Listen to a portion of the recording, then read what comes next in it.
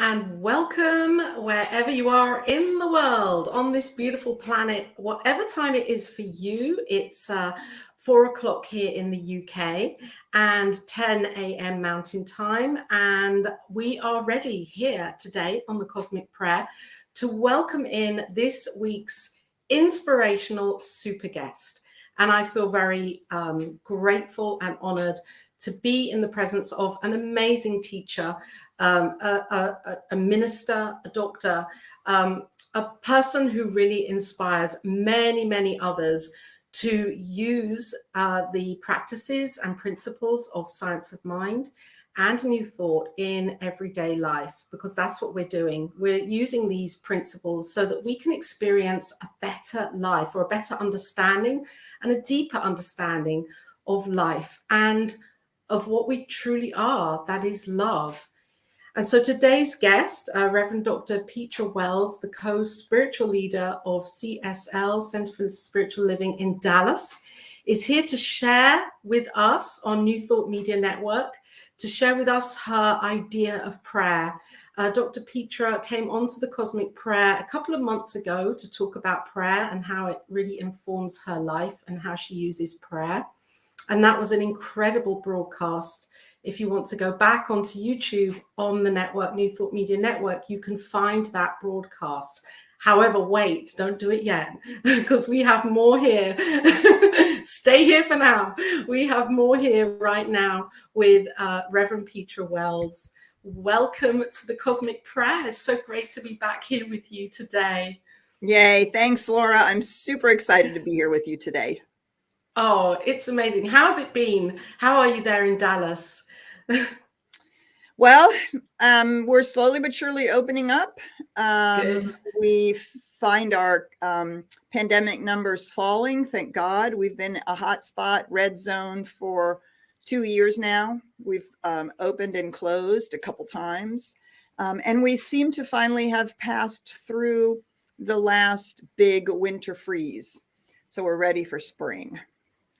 Oh, fantastic. And all those new beginnings. And Yes. I know that you're creating and offering many, beautiful offerings that people can find at CSL Dallas. And we're going to talk about those a little bit later on in the programming today. But for now, let's talk about prayer. I'm really inspired to go a little deeper today. I know last time you shared your personal stories and your deep understanding of prayer from your perspective. Today, I would really love to delve into how prayer works. Mm-hmm. What prayer, what are we doing from a metaphysical and maybe a scientific perspective? Maybe just for now, what are we really doing when we pray? Yeah, Laura, that's a great question, and it's so profound to think about that. Every spiritual tradition talks about prayer, talks about really aligning ourselves, and usually it does mean telling the universe, God, something outside of ourselves, what we need and want, and sometimes what they, he, it, she ought to be doing about it. Which I always find very fascinating. I actually grew up in a household where there was that kind of prayer, big, long prayers Right. about what was wrong with the world and, and what should be done about it. And yet from a metaphysical point of view, and let me just say, and prayers in all spiritual traditions have been answered. And they haven't been. Some haven't been, and some have been, right? And so the question, of course, is what is going on, and why is that? And ultimately, it seems to me what's happening in our work that we do in our spiritual mind treatment, in our prayer, is that we're actually doing the work on ourselves. We're actually aligning ourselves with what we believe to be true. And we are, in doing that, we're actually giving new direction to the creative process, to the universal law, which is already working all the time anyway. I mean, we're always praying. We're always praying. Anytime that we have thoughts and thoughts that have a lot of repetition to them or a lot of feeling to them, ultimately is what we are praying. It is what we are setting, how should we say it? It's what we are attending to in our own consciousness. And it is that which we are attending to in our own consciousness that is what is directing the law and allowing us to be co-creative. So what prayer does is to help us refocus what we're attending to. And what should we say, the caveat, the big piece of it is when we are attending to something we believe to be true. So we call this a belief, right? Or something that we have a feeling about. I can pray all I want, but if I don't believe what I'm praying to be true, it's not going to happen. It is when I shift into that place where I go, oh, that's right. That is actually true. There is abundance in the universe and it's mine. Humanity is awakening. And besides the war and climate change, I can see all this good. All these people are working for peace and for a healthy planet. And I can believe that things are in fact moving for good. In that moment, I've given that as the direction to the co-creative process, which is happening all the time. So what we're doing is being intentional about how we are aligning ourselves and how we're using that co-creative process. That's what I think. Oh, that's juicy. Because the point where you're talking about believing, for me, it could be, oh, okay, I'm using spiritual mind treatment to allow me, to assist me with that belief.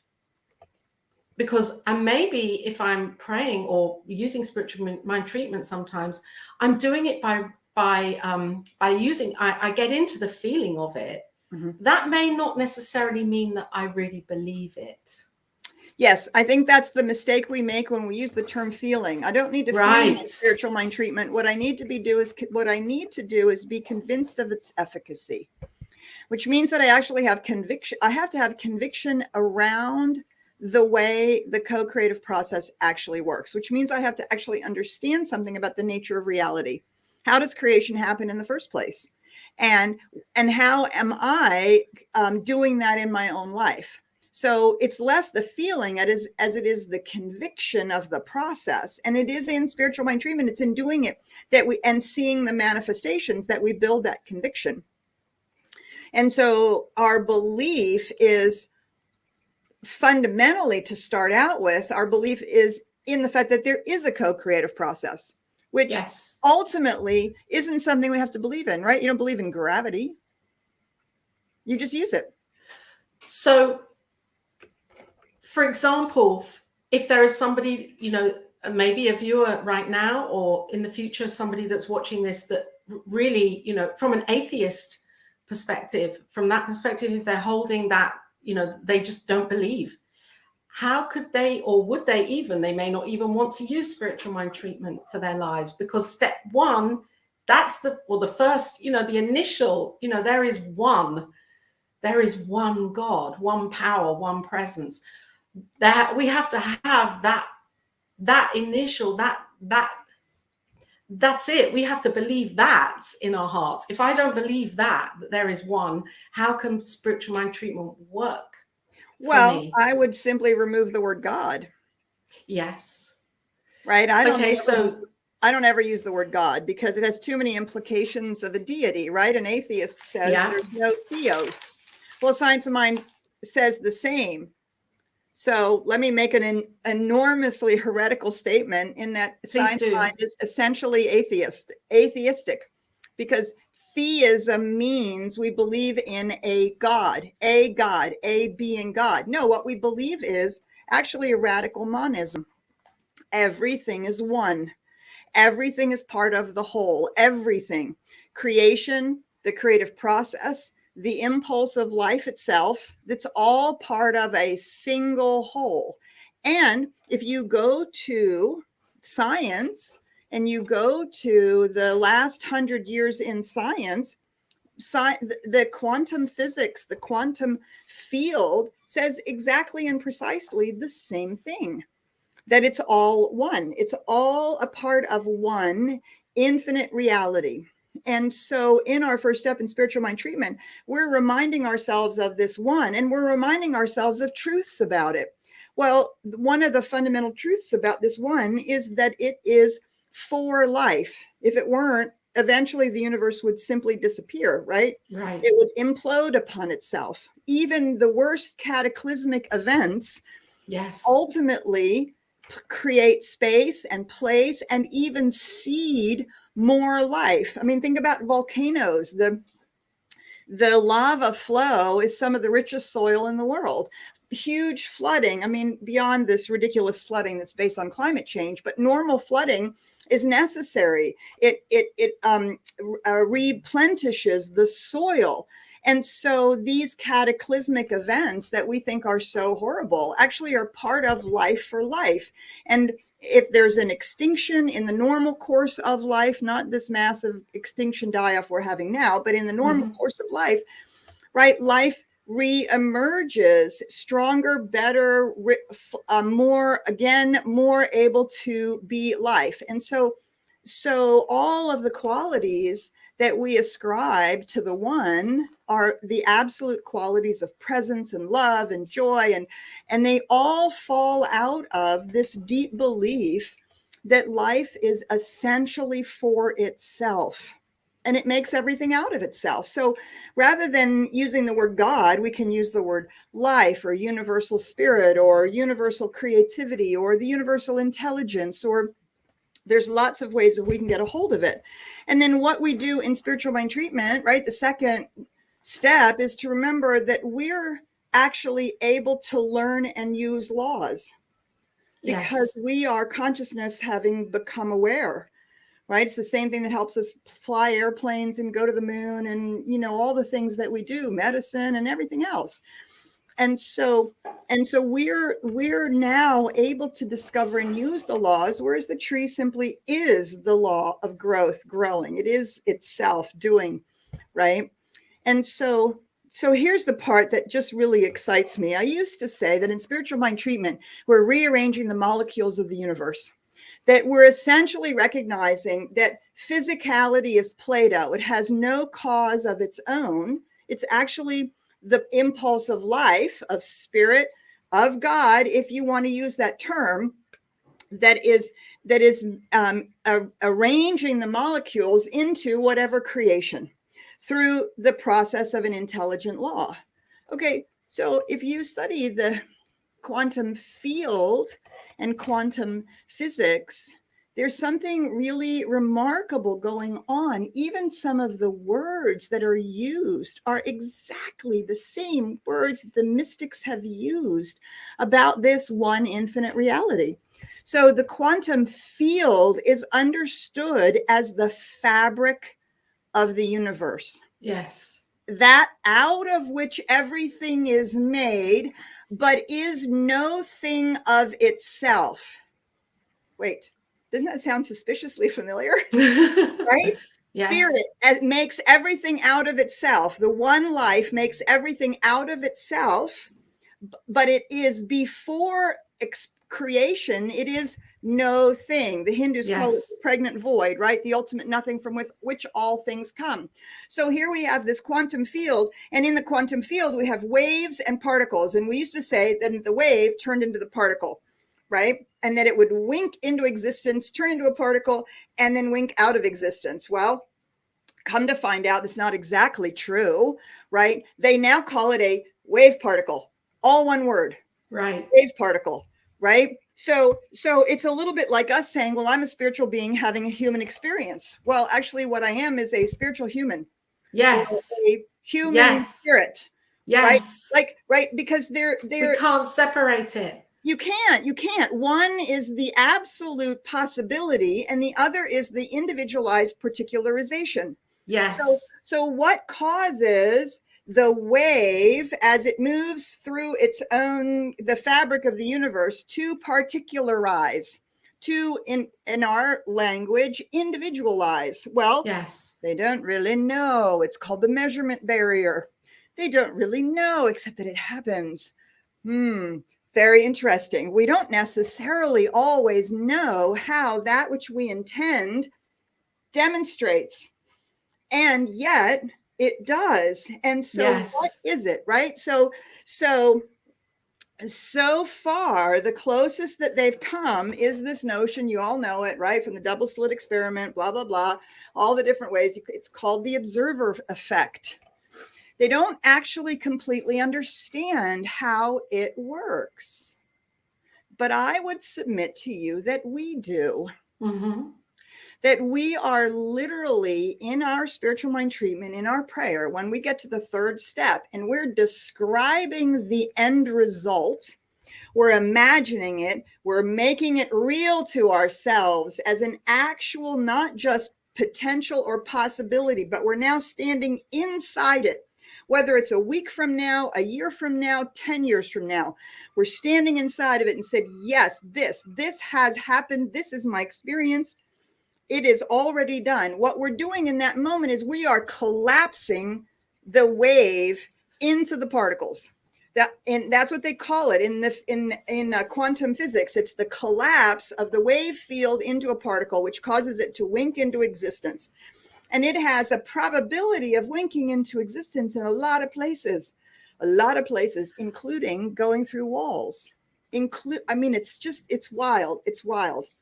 So can I give you I don't want to interrupt. I just would like to embellish on it, because first of all, there's two questions. I know you're on a roll and it's amazing. I just all right. Stop me.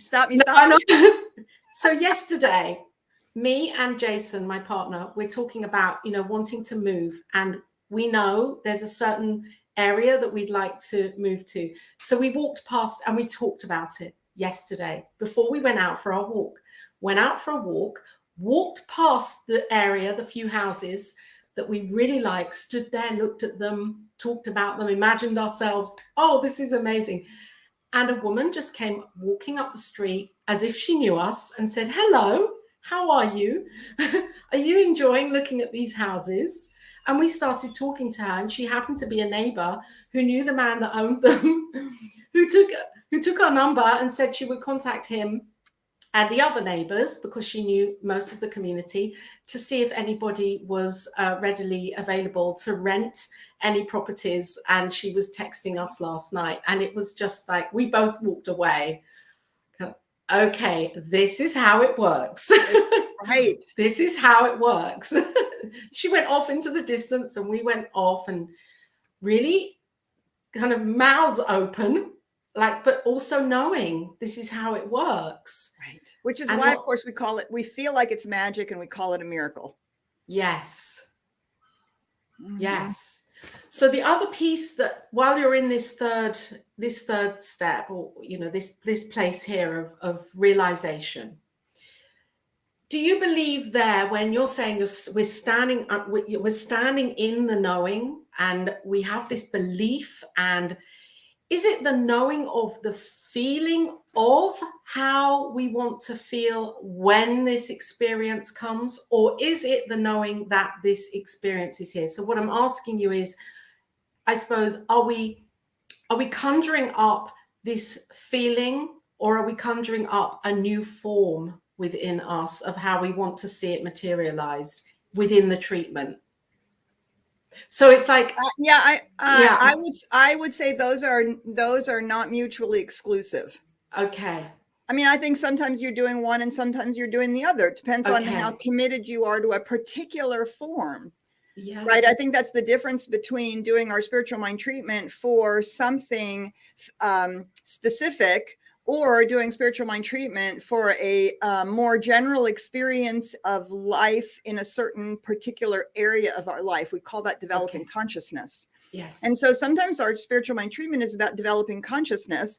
And we know that we're simply attracting whatever forms are compatible with that consciousness that completely fill it. Right. Okay. you know, if you want a particular car or a particular job or a particular type of experience, there's no reason why you can't be that specific. You can actually be that specific. Yes. And I think that we make too much out of specificity is going to limit us. Well, yeah, that's what happens every time you pick a menu item. Right. You limit your experience of that particular dinner. And Right. that's exercising our power of choice. And so if you have Yes. something you specifically want to manifest, a PhD in, I don't know, 14th century Japanese literature, then for God's sakes, go ahead. Yeah. Right? If that's what floats the boat and that's what it is, then And then come on the cosmic prayer, please, and talk about it, because that would be interesting. But if what you want to do is to get a PhD in literature in a way that allows you to make a literature come alive to high school students, you might enter a PhD program and be more open to the possibility of what exactly, where would you aim your degree, and what might your thesis be about? And do you see, because you know what your end result is, and the kind you want to work in that with teenagers, and that right? Do you see? So you maybe aren't as specific, but you have a sense of it. Or for me, I really learned this when I started doing treatment around a healthy relationship. Instead of, this is the list of things I want from a person. Well, hell, I couldn't even fit my own list. Are you kidding me? Yeah. I want you to be perfect and walk on water, please. Really, it's totally inappropriate as far as I'm concerned. And so I did two things. I really worked on the treatment that I would become the kind of person I wanted to be with, would want to be with. I had to see myself as a really good catch. And then I really worked on a healthy primary relationship. That was it. Whatever that means, whatever that looks like, however that evolves, whatever now, later, I had no form to it, but I had the sense of it. Right. And so again, and I think we spend way too much time telling each other which way we should be doing it and what's right and what's best and better. And I think it depends on what it is we're seeking to create. Yes. Well, and let me say one more thing. The difference between what we want to manifest and what we want to create, right? Sometimes I want to manifest a thing, and by God, I get to do that. And other times I want to create my life in certain ways. And that is a very different feeling tone to my spiritual mind treatment. And that's where I woke up this morning saying to myself, okay, I'm using spiritual mind treatment now for the nature of abundance for me, for my life, to know what abundance feels like, and actually to really expand on that knowing in my treatment. Right. And I agree, because it's like doing it from both ways, actually, using that and experimenting with it, and then zoning in on, actually, this is what I really want, gives me that feeling of freedom and that sense of freedom. I was just wondering, though, because I hear so often, and I think it's a very Holmesian kind of thing, get into the feeling of it, as we were talking about before. Well, and I think really what he means, if you really pay attention to what he's talking about, it is the feeling of conviction, and it is the feeling of having already received it. Yes. Right. And so one of the ways that I do that in my spiritual mind treatment is I imagine myself on the other side. When we stand on this side and we look, well, I don't know how that's going to happen. I don't know how that's going to get created. I don't really, that's where we get all the yeah buts and I got to figure it out and blah, blah, blah. But if we stand over there in the future and we look back over our shoulder, we already have or have accomplished or whatever it is. We're seeing it from a totally different point of view. It would be like standing in your garden and already seeing the fully mature oak in your mind, standing there and going, oh my God, you're so beautiful. I'm so grateful that you have grown like this. And I love the fact that we have now woodpeckers because of you, and that we've been able to hang for years. We've been able to bring, right. You see, you're you already see in your mind's eye, and some people don't visualize very well, so they feel it in their heart, or I they was going to sense it, mention that. Yes. right? And that's why this word feeling is no better than seeing, right? Yes. Because we're all a little different, but we have some sense of it already being there. And when we can stand there already being, we can look back and go, oh yeah, and I nurtured you the whole way, and I remembered to water you, and I remembered to prune you, and oh, look, and how nice that was. And wait, we can actually then we can feel how effortlessly it came about. And I think that's the other place of feeling. Mm-hmm. And so one of the words that Ernest Holmes uses to describe this feeling, which I really love, it is the feeling of acceptance. That I accept that it is actually already accomplished. It's already accomplished in consciousness. Now it's just the space-time continuum catching up, the molecules of the universe being rearranged, me doing whatever my part is, all of that happening, but the outcome is assured. That feeling of acceptance is, I think, a lot of what he also means by the term feeling. We have to feel it. I like the word experience. We have to experience it as real. However we experience that, right? Mentally, yes. heartfelt, in our bodies, however we experience it as real. So if we can have, or if we are, for those that have that, a wonderful ability to visualize and, to put that, the color and the people and the places and the whole, would you say that is a really, that can really kind of like turbocharge? It's almost like to visualize at the same time during that realization. Or is it more about just this deep acceptance, acceptance? I think we get to it whatever way we get to it. I think that it would be inappropriate to make visualizing primary. I notice for myself, I get maybe a glimpse of something. I don't walk around it like a movie, right? Not by any means. What I tend to experience is I try not to use the word see or feel, because I think it separates us from people who do it differently. So I try to, I try to sense myself in it. So when I'm like now on this show with you, right? Beforehand, I'm sensing myself as, you've called me a subject matter expert. Wow. Do I feel like a subject matter expert? I don't know. What if I sensed myself to be a subject matter expert? Well, I would be less nervous. I would trust that what was coming out of my mouth would actually be useful and helpful. And so I do that work. Well, that's the work we do in a spiritual mind treatment, right? I sense myself as having already had it, whether I visualize it or feel it, or, I think those words get us into trouble. Okay. Because we want people to do it the way that we're comfortable with doing it. Whatever works to make it real for you. Do I think of myself as a subject matter expert? Well, until you said that, no, I really hadn't.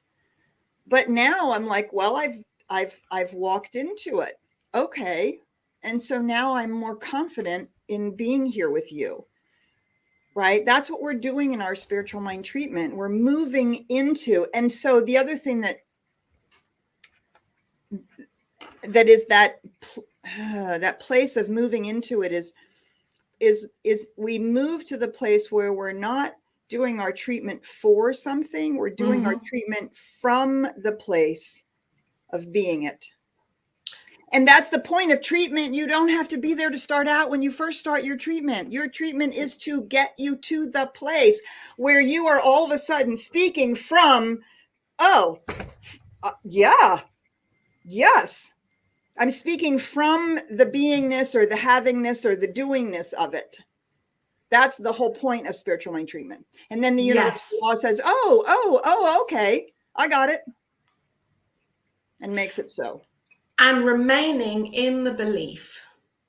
So the belief that we know when we first start, in that first step of recognizing, believing it, remaining in that belief even after we have stated the treatment, even after we've come out of it, even 6 hours later, staying in that, well, not in the knowing of the treatment, but remaining in the belief. How are you using the term belief? What do you mean by belief in that statement? Well, if I'm treating for something for myself, or or knowing my life as something, and using spiritual mind treatment for that, then it's for me to believe that it's possible. No, it's not. It's for you to accept that it's already happened. It's for me to accept that it's already happened.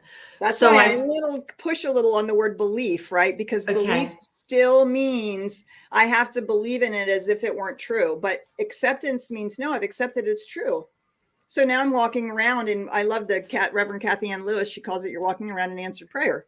You're just walking around an answered prayer. You already know it's done. So now you're just confidently moving, hearing, listening, doing whatever is there. Right. And so, and of course, when you don't have that feeling of acceptance that it's already done, then we do another spiritual mind treatment. We go back to our prayer, we deepen our conviction, and we deepen our consciousness. I don't really like the word believe either, because it seems like we're believing in something.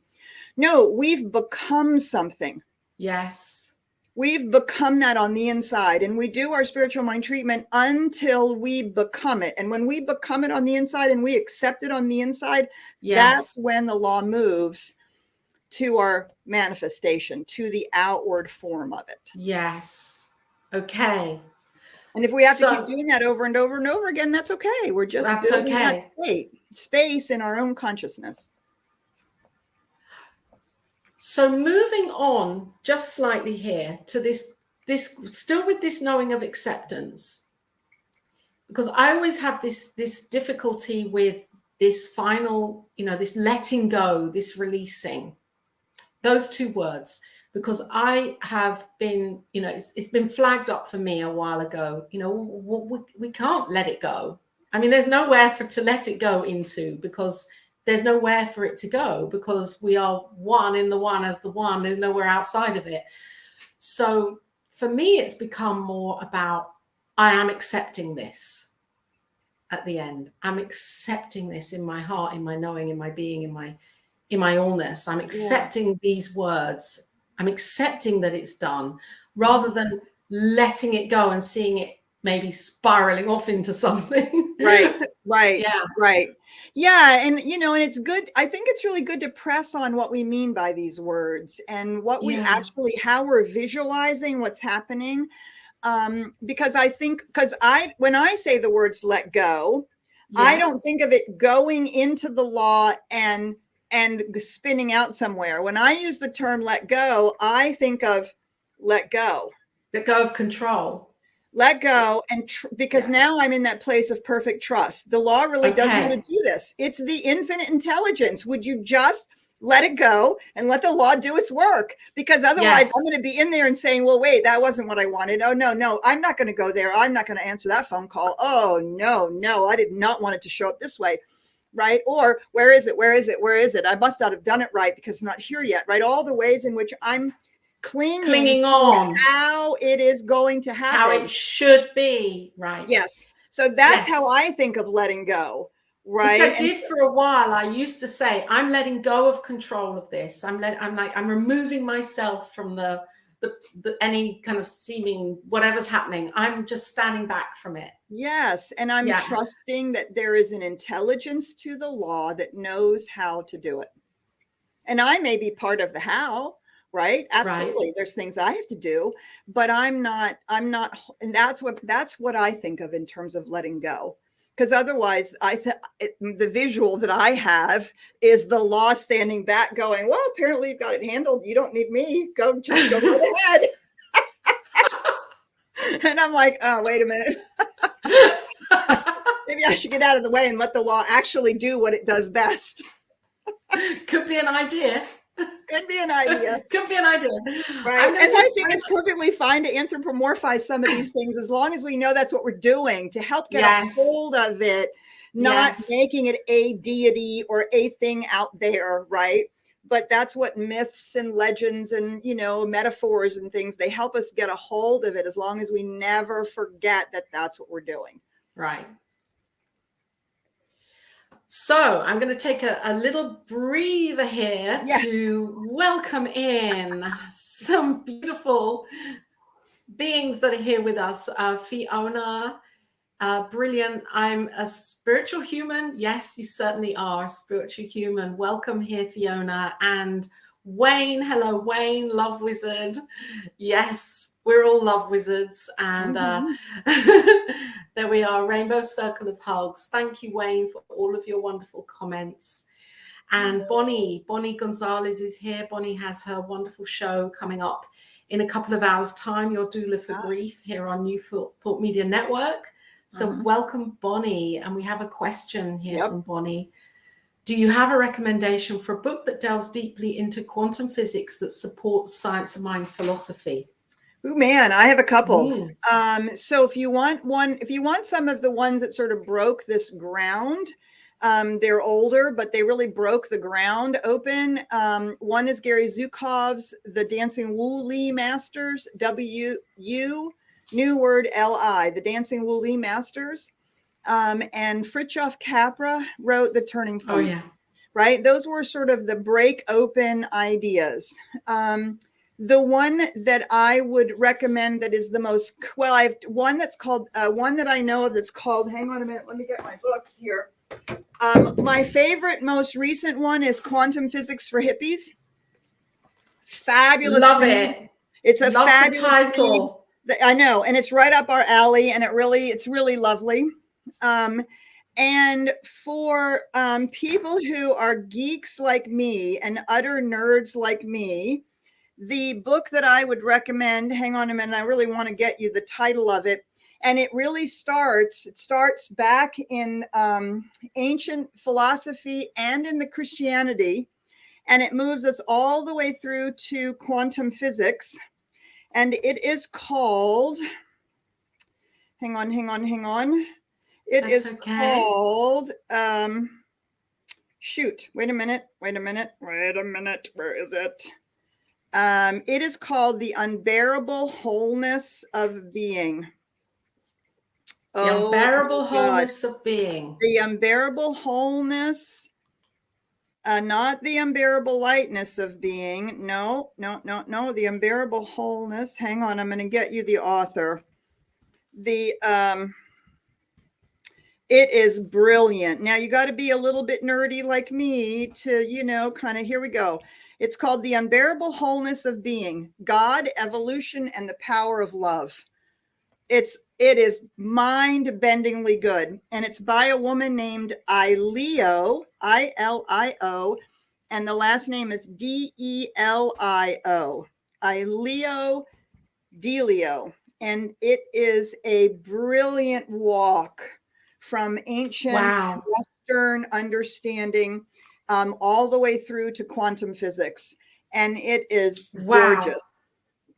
And so I would highly recommend that. The last thing I would recommend, the last thing I would make, it's I-L-I-O. Her last name is I-L-I-O. That's her last name. And the last thing I would recommend is this extraordinary book that I'm reading right now. It's called On the Mystery of Being. On the Mystery of Being. And it is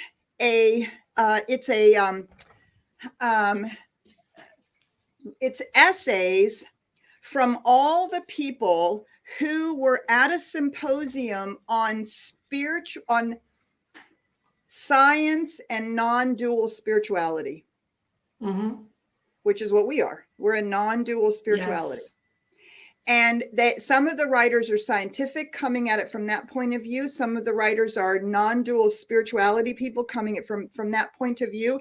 And they break it up to, from like theory and what's happening in creation to personal relationships to what does love really mean. They break it up into these chapters with all, I mean, the essays are short. They're, I don't know, 2 to 5 pages long.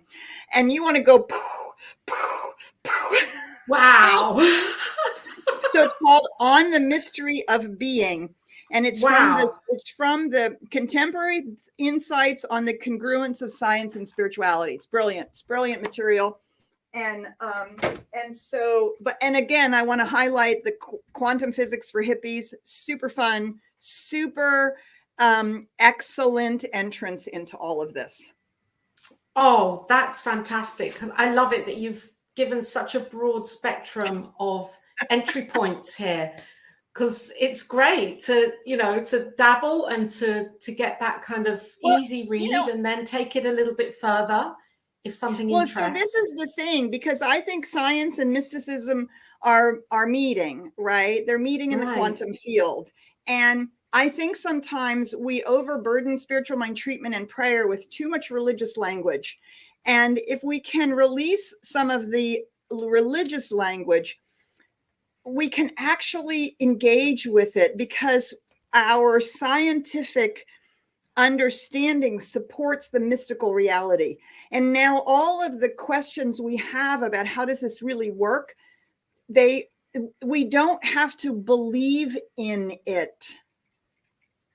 We actually can learn about it and use it and practice with it in an entirely different way, which takes it out of some magical faith sort of thing. And we really enter into the co-creative process, which is the truth of who we are and what we're here to do. And so that's one of the reasons why I love all of this scientific work that's being done. And when you can realize that in your spiritual mind treatment, you are collapsing the quantum field into a possibility that you have seen in your own consciousness, you're collapsing the quantum field into that, it has to actually come about because you have engaged in the co-creative process with the way reality operates. And man, and those are some of the most amazing experiences I have in my spiritual mind treatment, when I sense at every level of my being that that's what's happening.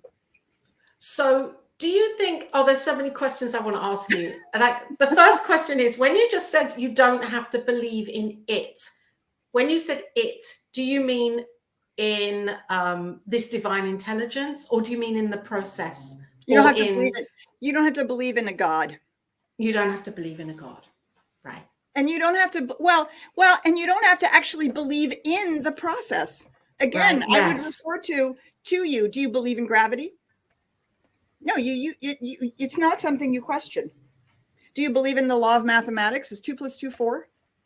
Well, and then you have to go, well, in algebra, it's not always. Okay, well, do you believe in the laws of algebra? No, you learn them and use them. And if you don't learn them correctly, you get the wrong answer. And you're not being punished by the law correctly. So there you go. You get the wrong answer.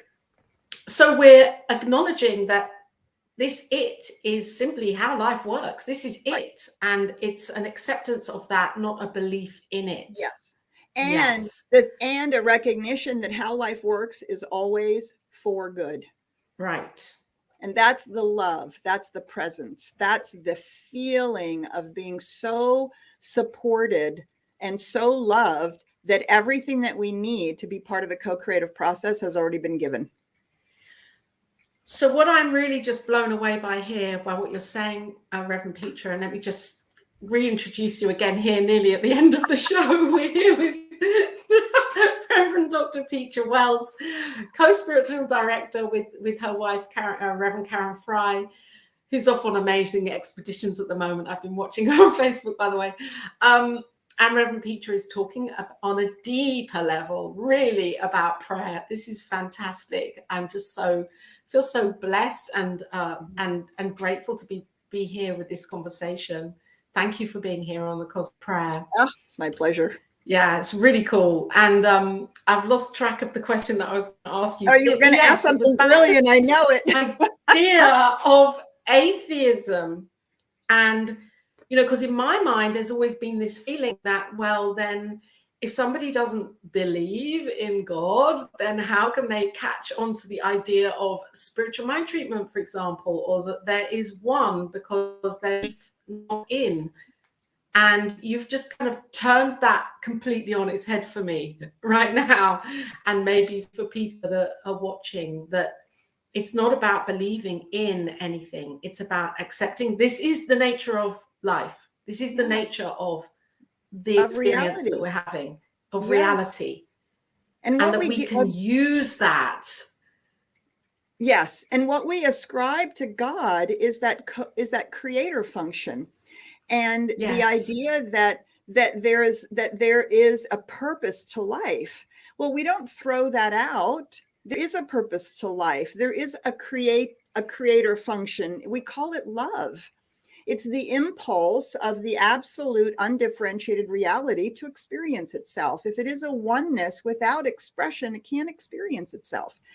And it has loved so much that it has given everything into that creation, and it has actually become that creation. And in you and I, it's waking up. The oneness is waking up, and it requires individuality to wake up to itself.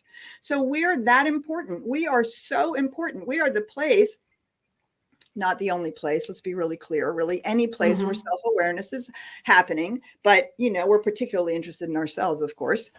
And so we're a place where self-awareness, where the infinite undifferentiated reality is waking up to itself and getting to experience what it's like to be me and you, and then to see and experience how creation actually happens. So now the individual becomes so much more important, so much more necessary. Right. And we are now evolving that infinite into even more infinite things. And of course, the question is, are we doing that in alignment with life, love, joy? Or are we doing it in alignment with our egoic needs or our fears or our, I better get it because I think you're going to take it from me, blah, blah, blah, right? Think war in Ukraine to racial inequity to climate issues, all of that are the outpicturing of us not being in alignment with that impulse of love, which is the impulse for all of it. So just because we have just like 5 or 6 minutes left, and I'd really like to ask this final question, which ties into this piece of praying, using spiritual mind treatment. I'm not even going to use the word pray, using spiritual mind treatment for the knowing of others. Knowing that we are, there's one mind and there's no separation of any of it. How do we do that effectively for these situations, for these, these horrific experiences and things that we're hearing, and we want to make a change because, in our hearts, it doesn't feel aligned. How effectively can we use spiritual mind treatment to know this within our own consciousness, this healing on our planet? We have to stop praying from our humanness.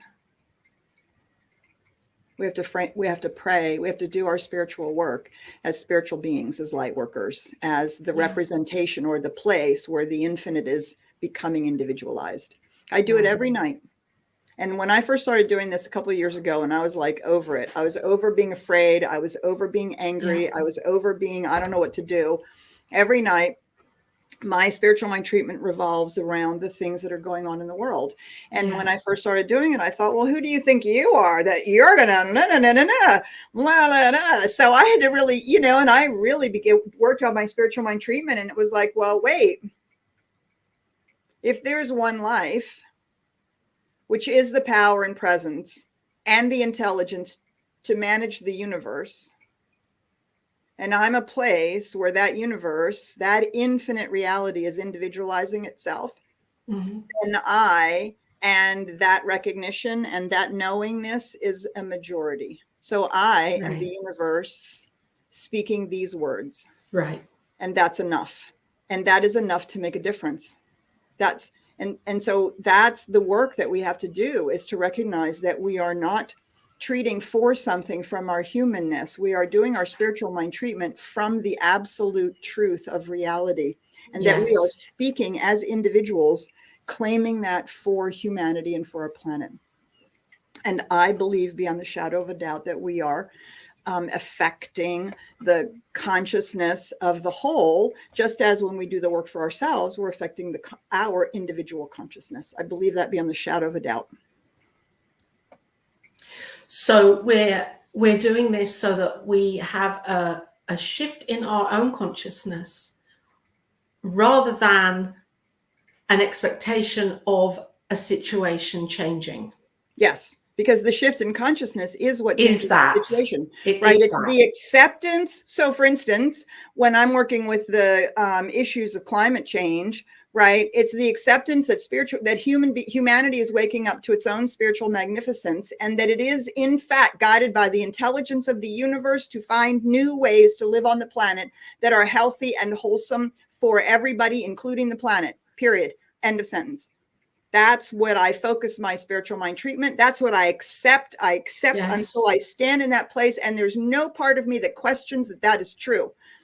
And I obviously have to do it every night, because then I watch the news and I have to do it again and again and again and again. But I keep doing it, and I'm less afraid. And now I see more and more and more and more. I see so much evidence that that's actually happening. And so that's our work. And then the more of us who do that, right, we are lending that consciousness to a fuller and richer mantle equivalent that of a new way of living on the planet, and a new way of healing issues rather than going to war, and whatever it is that we are doing our work around. Because it is one consciousness, right? So my consciousness is affecting the one consciousness. So let's go. Let's do it. And I know we want, or I see that world where everyone is doing it. And yet I love what you're saying, because it takes that responsibility away from me thinking that everyone else has to do it. I have to do it, or I am being invited to do it if I want to. Yes. And it's not even up to me to say, well, let's everyone do it. Okay, that's wonderful. For this kind of quote unquote world that works for everyone. It begins with me. Yes. So, yes. Thank you so much. Thanks for asking me. Thank you so much for being here. I've got so many more questions. You're going to have to come back again. Well, I love what you're doing with the show. I think it's fabulous.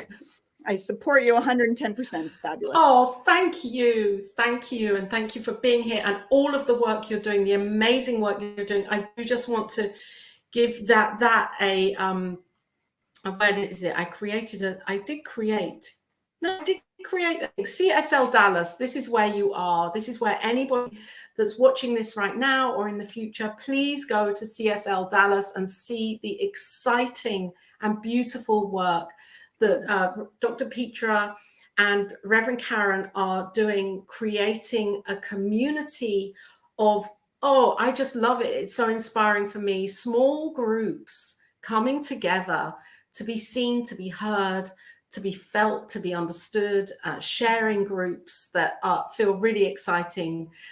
So if you go to the website, CSL Dallas, you'll see the groups, and you can take part in all of that, whatever inspires you in your heart to move through and move forwards. And I know that you have a workshop coming up called Paint a New Picture.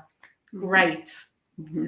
I might sign up for that. Yay. And it's csldallas.org. csldallas.org. And I did. That's all right. Doesn't matter. It's written here on the thing. csldallas.org. There we go. Oh, good. Laura, thank you so much. Would you say a spiritual mind treatment, a quick one? I know I'm asking. Quick. We have a few minutes just to center in for a few minutes with Reverend Petra here. Let's do it. Let's do it.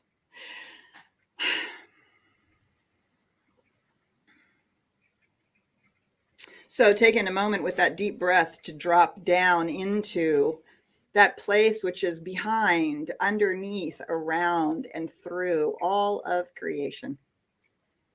The infinite, absolute reality, the one of which creation is simply an expression, a part of the one. And what I know to be true is that one infinite reality, that one infinite life, is the power and the presence that moves through all of creation. Its intention is for creation to express the impulses, love. And there is a wisdom and intelligence that guides the process. And this is eternally and forever going on.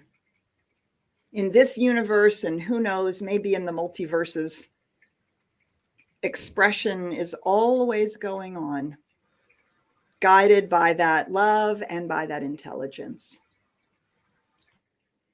And what I know is that in each and every human being and every place where there is an awakening to this truth, there is an awakening to self-awareness. That consciousness is revealing itself to itself. And this is the truth, the identity of each one of us. And so I speak this word for the collective called humanity, recognizing that humanity is in fact awakening to itself, to the power and the presence of this love, to the power and presence of this wisdom and intelligence that guides, guards, and directs creation as a whole. I declare that all of our leaders, whether they are political or corporate or religious or simply the leader of a life, each one is recognizing that we are jointly stewards of our planet,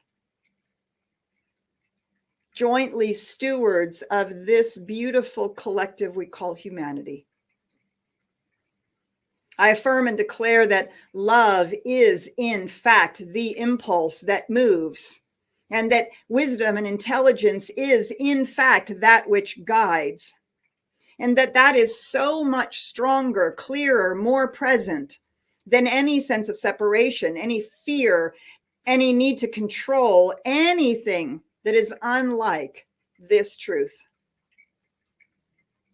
And I cheerfully expect and accept that this is now revealing itself, whether it is in the wars, not just in Ukraine, but throughout the world, whether it is in the way in which we treat our planet, whether it is the way in which we treat people who appear to be different than us, whatever it is, I see it now emerging in so many different ways and places.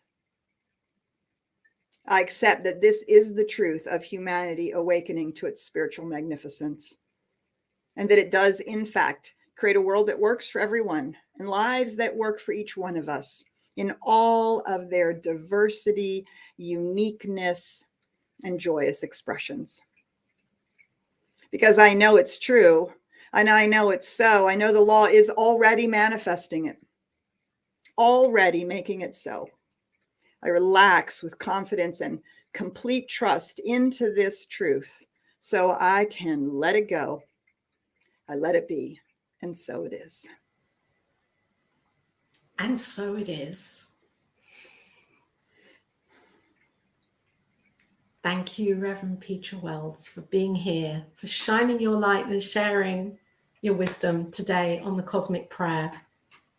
And Thanks, I look forward to everything that you're doing, to knowing more, and to looking through your website, and to you coming back again and again, you know, to share, because you have so much to share and to that I can learn from, and I'm sure the viewers here can learn from as well. So thank you for being here, and thank you all. My honor and pleasure. Oh, it's brilliant. Oh, and Reverend Robert is here as well, Reverend Robert Brzezinski. Until next time on the Cosmic Prayer, knowing so much love and peace and joy in my heart for each and every one. And thank you for joining us today with Reverend Dr. Petra Weldes. Bye for now.